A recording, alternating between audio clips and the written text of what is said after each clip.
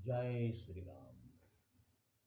ओम वक्रतुंड महाकाय सूर्यकोटि समप्रभा निर्विघ्नं कुरु मे देव सर्वकार्येषु सर्वदा।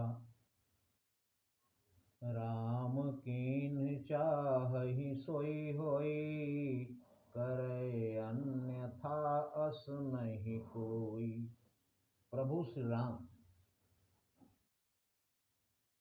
उनकी लीला अपरंपार है। रावण माता जानकी को अपने रथ में बिठाकर आकाश मार्ग से चल पड़ा। क्रोधवंत तब रावण, लीन सिरत बैठाय। चला गगन पथ आतुर, भय रथ हाँकि न जाय।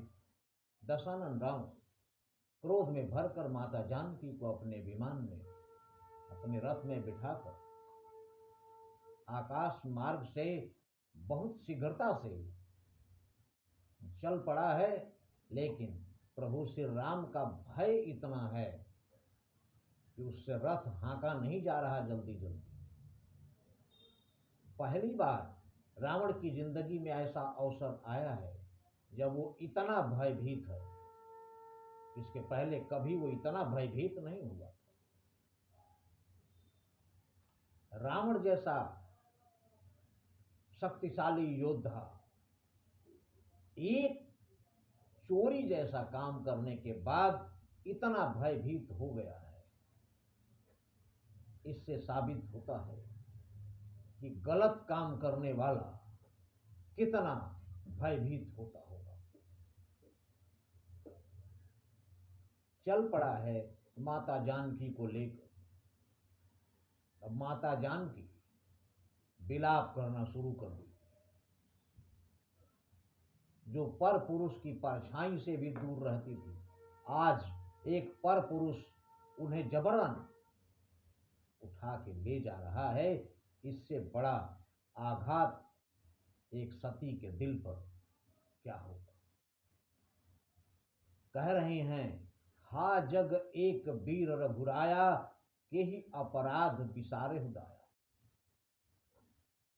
हे प्रभु, आप इस संसार में अकेले ही ऐसे योद्धा हैं जिसके जैसा और कोई नहीं है, और द्वितीय योद्धा हैं प्रभु आप। हमसे ऐसा क्या अपराध हुआ है कि आपने मुझ पर से दया दृष्टि हटा ली। के ही अपराध बिसारे हुदाया। लक्ष्मण जी को कह रहे हैं कि हा लक्ष्मण, तुम्हारा नहीं दोषा, तुम्हारा कोई दोष नहीं है। सो फल पायो कीन्हे उरोसा, मुझे वही फल मिला है जो तुम्हारे ऊपर क्रोध किया। तुम्हारे जैसे चरित्रवान व्यक्ति पर झूठा लांछन लगा दिया मैंने, ये उसी का फल है। विविध विलाप करति वैदेही, सीता जी बहुत रो रही हैं, विलाप कर रही हैं और कह रही हैं, भूरी कृपा प्रभु दूरी स्नेही। प्रभु श्री राम हमसे अपार प्रेम करते हैं, उनकी अपार कृपा है हमारे ऊपर, किंतु दूरी स्नेही, इस समय वो बहुत दूर पीछे छूट गए हैं, वो हमारी सहायता कैसे करें। विपत्ति मोरी को प्रभु ही सुनावा, मेरी विपत्ति प्रभु श्री राम को जाकर कौन सुनाएगा। पूरो दास चह रासभ खावा, इस समय पूरो दास कहते हैं गधे को, और रासभ कहते हैं यज्ञ में अन्न जो चढ़ाया हुआ होता है उसको। कह रहे हैं कि जिस प्रकार यज्ञ में चढ़ा हुआ अन्न जिस पर देवताओं का हक है, उनका अधिकार है, उसको कोई गधा जाकर खाने लगे, उसी प्रकार वही हाल इस समय हमारा है कि एक प्रभु आनंद कंद मर्यादा पुरुषोत्तम भगवान श्री रामचंद्र जी की पत्नी को एक राक्षस लिए जा रहा है। ये मुसीबत कौन जाकर प्रभु को समझाएगा। सीता कर विलाप सुनि भारी, भय चराचर जीव दुखारी। माता जानकी का विलाप सुनकर सारे चराचर जीव, चर अचर, हर जीव दुखी हो गया, भय चराचर जीव दुखारी। उनकी करुण पुकार गीधराज जटायु ने भी सुनी। गीधराज सुनि आरत बानी, रघुकुल तिलक नारी पहचानी। जटायु गीधराज जटायु है, उनकी दृष्टि से कैसे बच सकती है आवाज जहां से आ रही है वो। गिद्ध की दृष्टि 100 योजन होती है।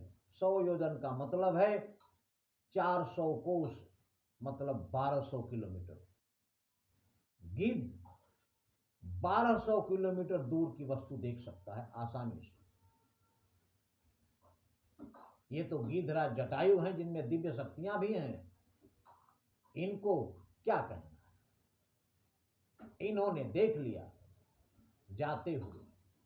गीधराज सुनि आरत बानी, रघुकुल तिलक नारी पहचानी। रघुकुल तिलक भगवान श्री राम की पत्नी माता जानकी को उन्होंने पहचान लिया, गीधराज जटायु ने। क्योंकि जब भगवान पंचवटी में आए थे तो सर्वप्रथम गीधराज जटायु से ही मुलाकात हुई थी उनकी। तो माता जानकी को उन्होंने पहले से देखा था, इसलिए तुरंत पहचान गए कि ये तो रघुकुल तिलक भगवान श्री राम की पत्नी है, सीता। अधम निशाचर लीन है जाई, और उनको ये अधम नीच राक्षस लेके जा रहा है। जिमि म्लेच्छ बस कपिला गाय, जिस प्रकार म्लेच्छ के बस में कपिला गाय, गाय भी 2 तरह की, एक होरी और एक कपिला गाय। हारही गाय वो होती है जो बहुत परेशान करती है, दूध भी नहीं देती ज्यादा और बहुत परेशान करती है, मारती भी है, भागती भी है, परेशान करके रख देती है। और एक होती कपिला गाय, सीधी साधी सी शुद्ध सी गाय, और दूध देने में अत्यंत अधिक दूध देने वाली गाय, और स्वभाव बिल्कुल साधारण। तो ऐसी साधारण गाय कपिला गाय एक किसी कसाई के हाथ में पड़ गई है, एक दुष्ट के म्लेच्छ के हाथ में पड़ गई।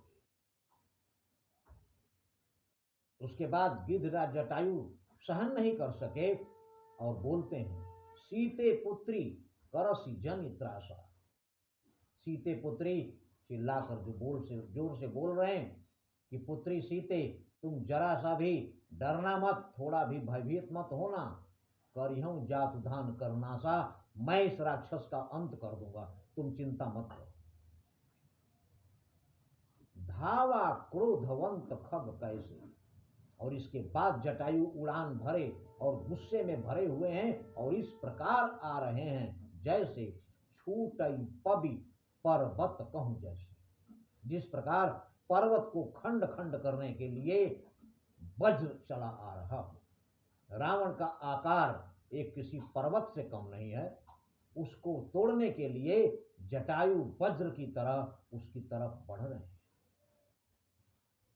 और कह रहे हैं, रे दुष्ट ठाड़ किन हुई।